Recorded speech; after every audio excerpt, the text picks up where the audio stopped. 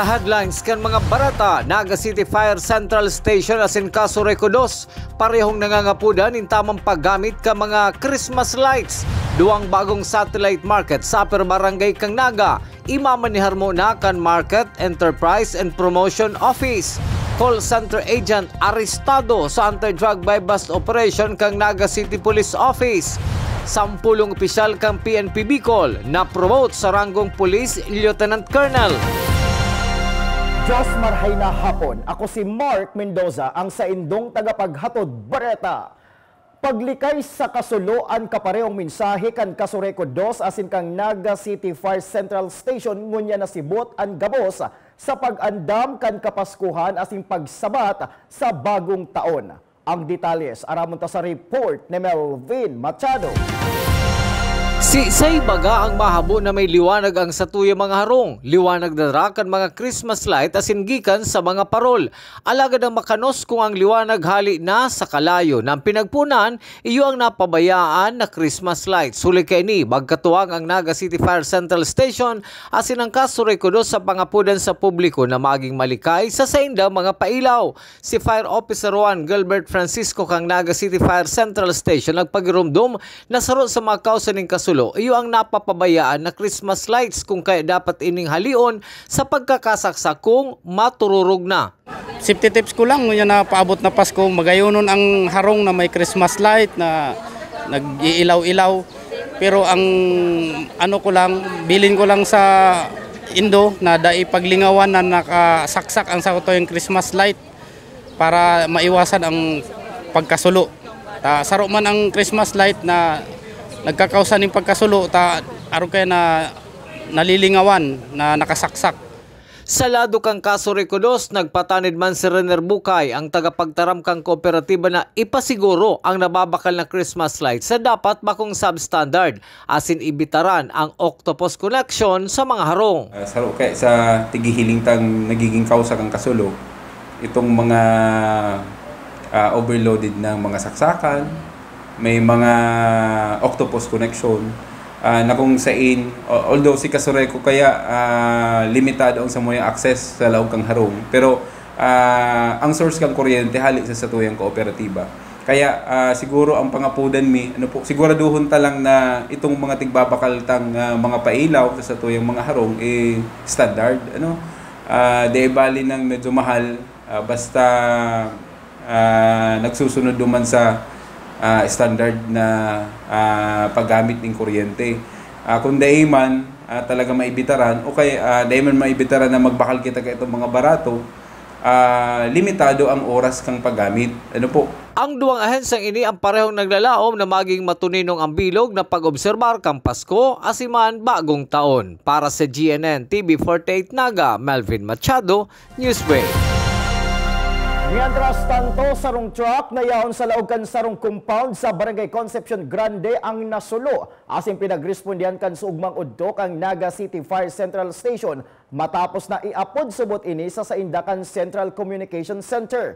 Susog kay Fire Officer Juan Gilbert Francisco, arson investigator, posibleng sa electrical wiring kad truck ang naging kausa kan kalayo. Asin aabuton man sa 300,000 pesos ang danyos kan kalayo sa bihikulo. Ang nasabing insidente kan suugma ang padagos paman sa buot na pinag-iimbestigaran.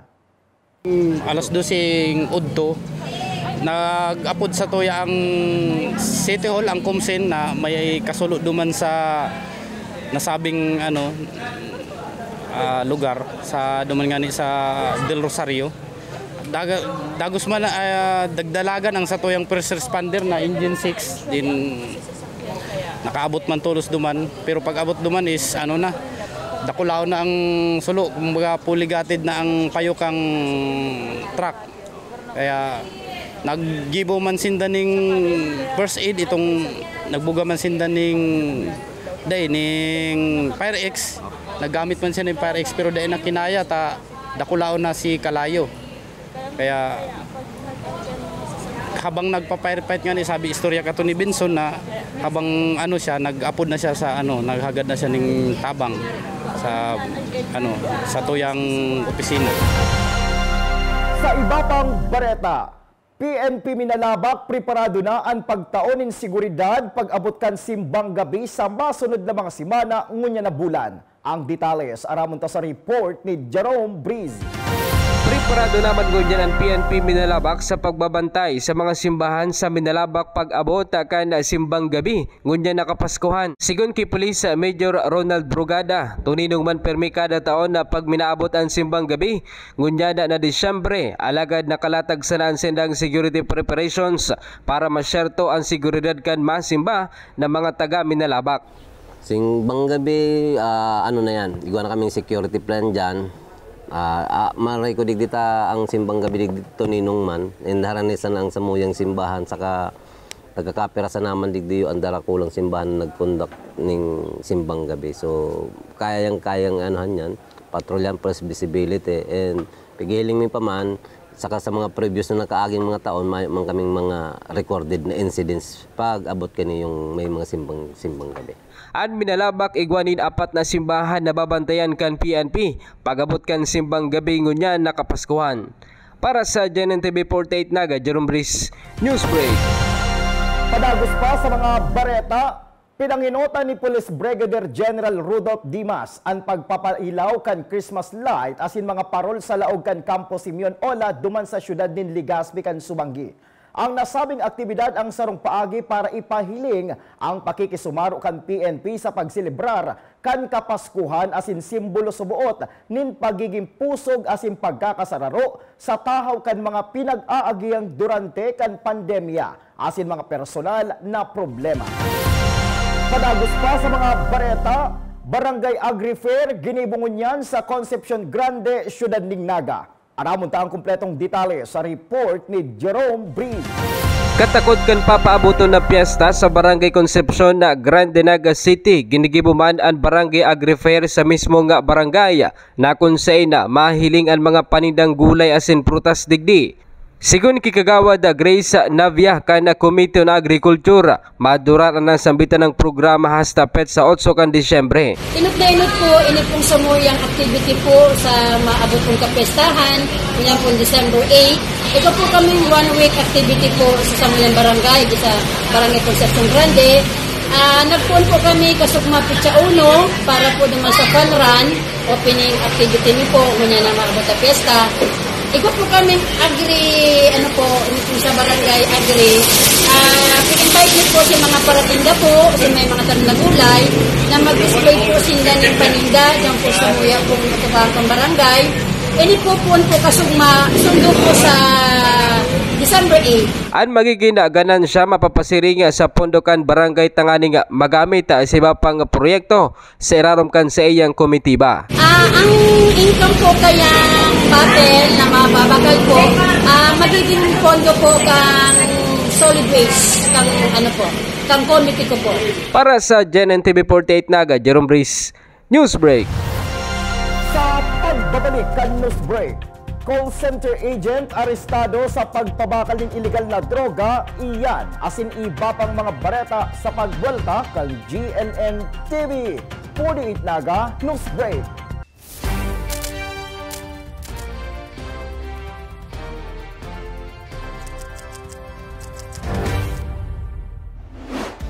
Mas pinalinaw, mas pinalakas, mas pinalawak. Ang GNN TV 48 Naga, digital na! Kung ang inyong TV sets ay digital ready na, pindutin ang scan o search channel button at makikita ang GNN TV Channel 48. Maaaring gumamit ng indoor o outdoor antenna para sa mas klarong panonood. Ganito rin ang gagawin kung kayo ay gumagamit ng digital box. Sa mga susunod na araw, asahan ang mga programang malapit sa puso ng mga Bicolano. Sa oras ng sakuna, isa sa mga kailangan natin sa ating tahanan ay isang gubag. Ang isang gubag ay naglalaman ng tubig, mga dilata at biscuits upang hindi tayo magutom, energy bars o energy drink, first aid kit, communication devices tulad ng flashlights at batteries, whistles o pito, portable radio, at extra cellphone. Mas mabuti kung meron tayong prepaid load guard. Tools, tulad ng Swiss knife at gunting. Maaari din tayo magdagdag ng lubid. At huwag natin kakalimutan ang hygiene kit na naglalaman ng sabon, tissue, toothpaste, toothbrush, at face mask. Sa lahat ng oras, laging bukas, nakahanda ang aming tanggapan. Tandaan, ang Bicolanong alerto, pirming protektado. Naghahanap ka ba ng one-day printing? Look for AET Ads. We offer tarpaulin printing, billboards, panflex, laser cutting, and stainless for quality signages and many more. Your signage is the face of your business. Kaya ano pang hinihintay mo? I-level up mo na ang signages at billboard mo. Matatagpuan sa Pabidon 4, Door 5, Panganiban Drive, Naga City, in front of Boy Scout and Girl Scout of the Philippines. Sa Central Branch, located at Barangay Dinaga, Naga City, sa Albay, Barangay Sagpon, Daraga Albay. For inquiries, you may call or text at 205-5322 or 0998-952-7485 and look for Mr. Willis Soliman. AET Ads ka na, your one-day quality printing.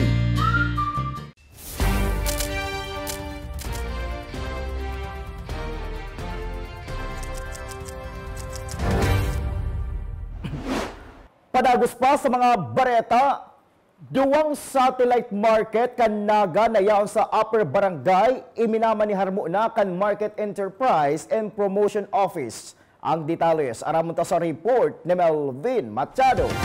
Paglaw kang taon 2023 saro sa magiging obligasyon kang opisina ni Mr. Mon Florendo kang Market Enterprise and Promotion Office, iyon ay manihar ang duwang satellite market niyaon sa Urban Pakul asin Barangay San Isidro, Syudad kang Naga.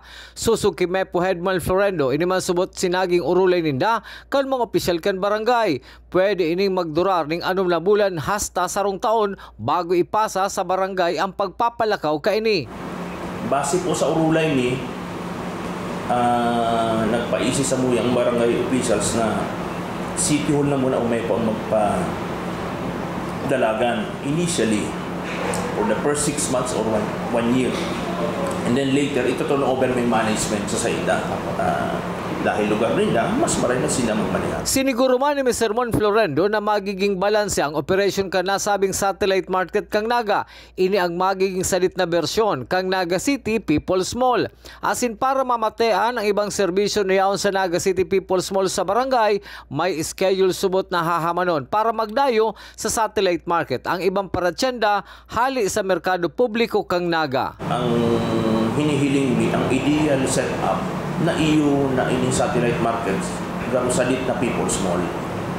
So, sabihon, pag naghanap ka ng karne, sira, gulay, mapa-repair ka ng pantalon, mapa-manicure ka, kompleto ring produkto sa good services na available. At the same time, si mga vendors minigling para hirayin ng sapatos, payong, relo, magibo kaming schedule na madayosin na duman, tangaring aram kang barangay, na on that day, igwaning mga vendor na mahirahay kan sa imong payong, sapatos, pantalon, o kung ano pa man. Tangarig daay na magpasiring din sa Naga. Para sa GNN TV 48 Naga, Melvin Machado, Newsbreak. Sa satuyang police report, call center agent arestado sa anti-drug operation kan mga otoridad. Ang detalles aramon ta sa report ni Jerome Breeze. Ngayon na nakapalagpas sa mga otoridad ang sarong 39 anyos na babae asin nakalaog pa sa nakuta sa trabaho como call center agent matapos ang nangyaring drug bypass operations kan mga otoridad sa Zona 5 Pakul Syudad de Naga pasado alas 7 Kasubanggi. Sa panginot ni Police Major Jovel Yunar, nadagopan suspect na si Janice Mirilo, 39 anyos, residente kan Peña Francia, Naga City.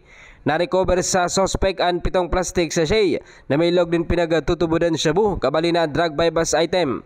Nasa kustodiya ng unyan kan PNP Station 4 ang suspect asin sasangatanin kasong pagbalgar sa RA 9165 on Comprehensive Dangerous Drugs Act of 2002. Para sa GNN TV 48 Naga, Jerome Breeze, Newsbreak. Sa iba pang police report, nasa kustodiya ngunyan kan Tinambak Municipal Police Station ang suspect na si Ryan J. Barquilla. residente kan Zone 4, Barangay Bagakay, Tinambak, Camarines Sur, matapos na maaresto sa ginibong anti-drug bypass operation kan suod mang hapon. Sarong sachet ning subot shabu ang nabakal kan mga otoridad. Alagad naka-recover pa nin 5 sachet nin pinagtutubudan illegal na droga asin mga drug paraphernalia. Presente man ang mga opisyal kan barangay kan ginibo subuot ang inventaryo kan mga ebidensya.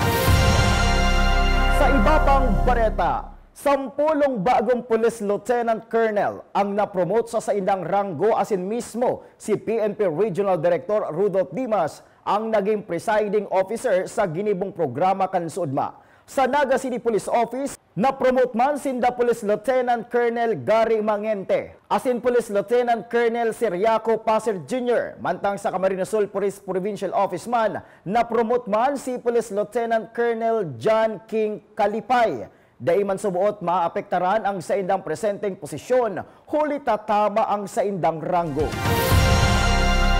Sa iba pang bareta, dakulang tabang sa Barangay Concepcion Grande, Ciudad Dingnaga ang plastic bank program na pinagmakal kan barangay na may obhetong makabawas sa basurang plastik sa saindang lugar. Susog ki Barangay Kagawad Grace Navia, Chairman kan Committee on Solid Waste Management, ang basurang plastik ang saro na nagkakausa nin baha sa saindang creek. Asin sa Munyan po, may project po ang plastic bank na ang mga plastic bottle po, binabakal po kang LGU Barangay Concepcion Grande. Kung may mga bottle po kamang naipon, willing po ang barangay magbakal. Asin, ini po ay babakalon ni. Asin, babakalon mo po kang plastic bank sa Munyan po sa barangay. Iyo po yan ang sarong dakulang tabang para makanood po ang mga residente na mag-segregate po ng basura, lalo na po sa mga plastic bottle. Padagos pa sa mga bareta, Responders Training Course on Water Safety and Basic Life Support pinaggibungon yan sa Naga College Foundation. Ang detalles aramon ta sa report ni Melvin Machado. Pinunan niyan ang 5 aldaw na Responders Training Course on Water Safety and Basic Life Support. Pinagpartisiparan ini kamang estudyante kang Criminology hali sa Naga College Foundation. Sigun kay SFO2 Jack Gregory Barde, Team Leader, Special Rescue Force Camarines Sur, dakulang tabang sa mga estudyantang water safety training ninhulit na magagamit tinda ini kung sinda yaon na sa serbisyo. Tigdibed mi sa 5 aldaw. So ang kada sarong kada half day, iba-ibang eskwela, iba-ibang seksyon. Kumbaga, ang sarong seksyon, ang kada aga, doong seksyon nasa 60 to 70 student, ma'am. Bali hanggang 27, 5 days po. Ini ma'am, gabos ni ma'am sa Second Year College kang Criminology Department. Since part ma'am kang piininda ang water safety, kaya nag-request ma'am nag-college from Samuya, turo ki Sarakabado, na which is member man po ng Samuyang unit kang SRF. Nagpasalamat man si Gerald Bercasio, second year BS Criminology, sa mga instructor sa Bureau of Fire Protection sa pag-organisar kanasabing training. Mas ma-enhance po yung swimming skill ko po. Papalakas din po yung stamina, yung strength. Kasi kailangan po natin to sa training in the future po. Nakapasok po ako dahil sa I thank you na lang po sa NCF po, Naga College Foundation. Sila po yung nagbigay sa amin ng approval para makapaglangoy po kasama itong block pong ito 2A and 2B. And salamat din po sa Bureau of Fire Protection dito po sa Naga kasi sila po yung nag-facilitate sa amin at tumulong para mas ma-enhance po yung swimming skill namin. Para sa GNN TV 48 Naga, Melvin Machado, Newsbay. Mga tugang 23 na aldaw na sana, Pasko na. Asin yan, ang katalipunan kan mga bareta unya na aldaw. Day malingaw na bisitahon ang Samuyang official Facebook fanpage asin ilike ang GNN TV 48 Naga para pirmi kitang updated sa mga bareta asin istoryang bida ang Bicolano. Liwat ako po si Mark Mendoza. Digdisan na yan sa GNN TV 48 Naga News Break.